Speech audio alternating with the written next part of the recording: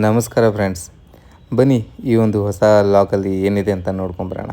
ಅದಕ್ಕೂ ಮುಂಚೆ ಚಾನಲ್ನ ಯಾರೆಲ್ಲ ಸಬ್ಸ್ಕ್ರೈಬ್ ಮಾಡಿಲ್ಲ ಮರೀದೇ ಸಬ್ಸ್ಕ್ರೈಬ್ ಮಾಡಿ, ಹಾಗೂ ವಿಡಿಯೋನ ಕೊನೆ ತನಕ ನೋಡಿ. ಯಾಕಂದರೆ ವಿಡಿಯೋ ತುಂಬ ಚೆನ್ನಾಗಿದೆ. ಈ ಡೇಯಲ್ಲಿ ನಾವು ಎಲ್ಲಿ ಹೋಗಿದ್ವಿ, ಏನೇನು ಮಾಡಿದ್ವಿ, ಏನೇನು ನೋಡ್ಕೊಂಬಂದ್ವಿ ಅಂತ.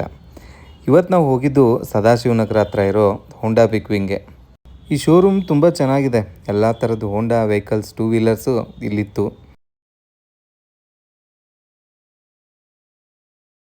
ಬಂದಿರೋ ಕೆಲಸನೆಲ್ಲ ಮುಗಿಸ್ಕೊಂಡು ಹೋಂಡಾ ಶೋರೂಮಿಂದ ಆಚೆ ಬಂದೆ.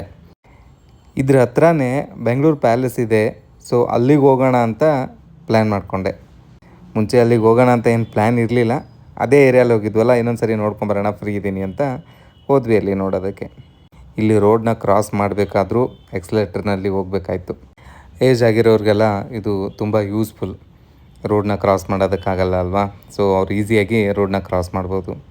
ಬ್ಯಾಂಗ್ಳೂರು ಟ್ರಾಫಿಕ್ ಅಂತೂ ಎಲ್ರಿಗೂ ಗೊತ್ತು ಹೇಗಿರುತ್ತೆ ಅಂತ. ನಾವು ಅಲ್ಲಿಂದ ಕ್ಯಾಬ್ ಬುಕ್ ಮಾಡಿಕೊಂಡು ಪ್ಯಾಲೇಸ್ ಗ್ರೌಂಡಿಗೆ ಬಂದ್ವಿ.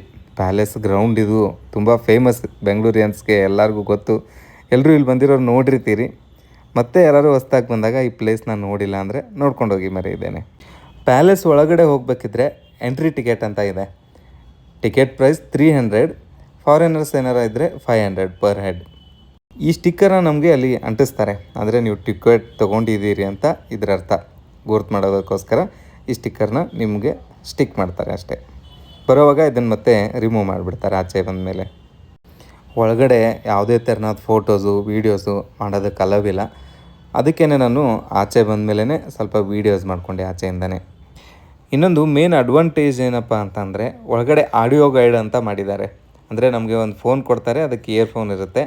ಅದನ್ನು ನಾವು ಹಾಕ್ಕೊಂಡು ಅಲ್ಲಿ ಮೆನ್ಷನ್ ಮಾಡಿರೋ ನಂಬರ್ಗಳ ಮೇಲೆ ಕ್ಲಿಕ್ ಮಾಡ್ತಾ ಹೋದರೆ ಅದಾಗದೆ ನಮಗೆ ಬೇರೆ ಬೇರೆ ಲ್ಯಾಂಗ್ವೇಜಸಲ್ಲಿ ನೀವು ಯಾವ್ದು ಬೇಕೋ ಅದನ್ನು ಸೆಲೆಕ್ಟ್ ಮಾಡ್ಕೋಬೋದು. ಅದರಲ್ಲಿ ನಮ್ಗೆ ಪ್ರತಿಯೊಂದನ್ನು ಎಕ್ಸ್ಪ್ಲೇನ್ ಮಾಡ್ತಾ ಹೋಗುತ್ತೆ. ಅಲ್ಲಿರೋ ಫರ್ನಿಚರ್ಸ್ ಬಗ್ಗೆ, ರಾಜರ ಬಗ್ಗೆ ಪ್ರತಿಯೊಂದನ್ನು ಅಲ್ಲಿ ನಮಗೆ ಎಕ್ಸ್ಪ್ಲೇನ್ ಮಾಡ್ತಾ ಹೋಗುತ್ತೆ. ಸೊ ಚೆನ್ನಾಗಿದೆ. ನೀವು ಹೋದರೆ ಇದನ್ನು ಮಿಸ್ ಮಾಡಬೇಡಿ. ಒಂದು ಆಡಿಯೋ ಗೈಡ್ ನಿಮ್ಗೆ ಏನಾರು ಬೇಕಾದರೆ ಅಲ್ಲಿ ನೀವು ID ಕಾರ್ಡ್ನ ಅಲ್ಲಿ ಸಬ್ಮಿಟ್ ಮಾಡಬೇಕಾಗುತ್ತೆ. ಆ ಡಿವೈಸ್ನ ವಾಪಸ್ ಕೊಡುವಾಗ ID ಕಾರ್ಡ್ನ ಅವರು ವಾಪಸ್ ನಮಗೆ ಕೊಡ್ತಾರೆ. ಈ ಪ್ಯಾಲೇಸ್ 1862ರಲ್ಲಿ ರೇವ್ ಗ್ಯಾರೆಟ್ ಅವರಿಂದ ಕಟ್ಟಡ ಪ್ರಾರಂಭವಾಗುತ್ತೆ. ಮುಂದೆ 1884ರಲ್ಲಿ ಮೈಸೂರಿನ ಒಡೆಯರಾದ ಚಾಮರಾಜ ಒಡೆಯರ್ ಅವರಿಂದ ಖರೀದಿ ಮಾಡಲಾಯ್ತಂತೆ. ಹಾಗೆ ಪ್ಯಾಲೇಸ್ ಗ್ರೌಂಡ್ ಇಲ್ಲಿ ತುಂಬ ದೊಡ್ಡದಾಗಿದೆ. ಇದು ಸಾಂಸ್ಕೃತಿಕ ಕಾರ್ಯಕ್ರಮಗಳು ಹಾಗೂ ಮದುವೆಗಳು ಹಾಗೂ ಇನ್ನಿತರ ಯಾವುದೇ ಶುಭ ಕಾರ್ಯಕ್ರಮಗಳಿಗೆ ಮಾಡಿಸೋದಕ್ಕಂಥ ಒಂದು ಜಾಗ ಅನ್ಬೋದು ಬೆಂಗಳೂರಲ್ಲಿ. ಪ್ಯಾಲೇಸ್ ಗ್ರೌಂಡಲ್ಲಿ ಬೇರೆ ಬೇರೆ ಥರದ ಗೇಟ್ಗಳಿದೆ. ಆ ಗೇಟ್ ನಂಬರ್ ಪ್ರಕಾರ ನೀವು ಆ ಫಂಕ್ಷನ್ ಹಾಲ್ಗಳಿಗೆ ರೀಚ್ ಆಗ್ಬೋದು.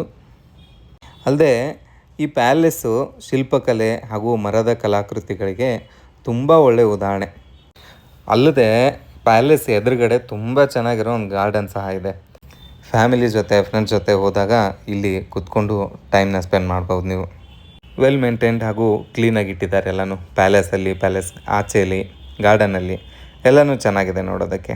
ಹಾಗೆ ಇಲ್ಲೊಂದು ವಿಗ್ರಹ ಇತ್ತು, ಬಸವಣ್ಣನ ವಿಗ್ರಹ ಪ್ಯಾಲೇಸ್ ಎದುರುಗಡೆ. ತುಂಬ ಚೆನ್ನಾಗಿತ್ತು ಇದು ಸಹ. ಶಿವಲಿಂಗ, ನಂದಿ ಚೆನ್ನಾಗಿದೆ ನೋಡಿ. ಈ ಗೆಜ್ಜೆಗಳು, ಅದರ ಆಭರಣಗಳು ಚೆನ್ನಾಗಿ ಮಾಡಿದ್ದಾರೆ ಇದನ್ನು ಸಹ. ನಂಗೆ ಇದನ್ನು ನೋಡಿ ಮೈಸೂರಲ್ಲಿರೋ ದೊಡ್ಡ ನಂದಿ ಇದೆಯಲ್ಲ, ಅದು ನೆನಪಾಯಿತು. ಚೆನ್ನಾಗಿದೆ ಇದೂ ಅದೇ ಥರ. ಪ್ಯಾಲೇಸ್ ಎಲ್ಲ ನೋಡೋದಾಯಿತು. ಅಲ್ಲೊಂದು ಸ್ವಲ್ಪ ಸುತ್ತಾಡಿಕೊಂಡು ಮತ್ತೆ ಕ್ಯಾಬ್ ಬುಕ್ ಮಾಡಿಕೊಂಡು ನಾವು ಹೊರಟಿದ್ದು ಮಂತ್ರಿ ಮಾಲ್ ಕಡೆ.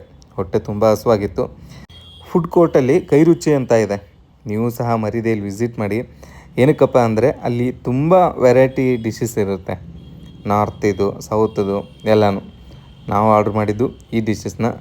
ಚೆನ್ನಾಗಲ್ಲಿ ಬ್ಯಾಟಿಂಗ್ ಮಾಡಿ ಹಾಗೆ ಟೀ ಇಲ್ಲದೆ ನಮ್ಮ ಡೇ ಎಂಡ್ ಆಗುತ್ತಾ. ಟೀ ಕುಡ್ಕೊಂಡು ಆವತ್ತಿನ ಡೇನ ಎಂಡ್ ಮಾಡಿದ್ವಿ. ಬಾಯ್ ಗಾಯ್ಸ್, ಸಿಗೋಣ ಮತ್ತೆ.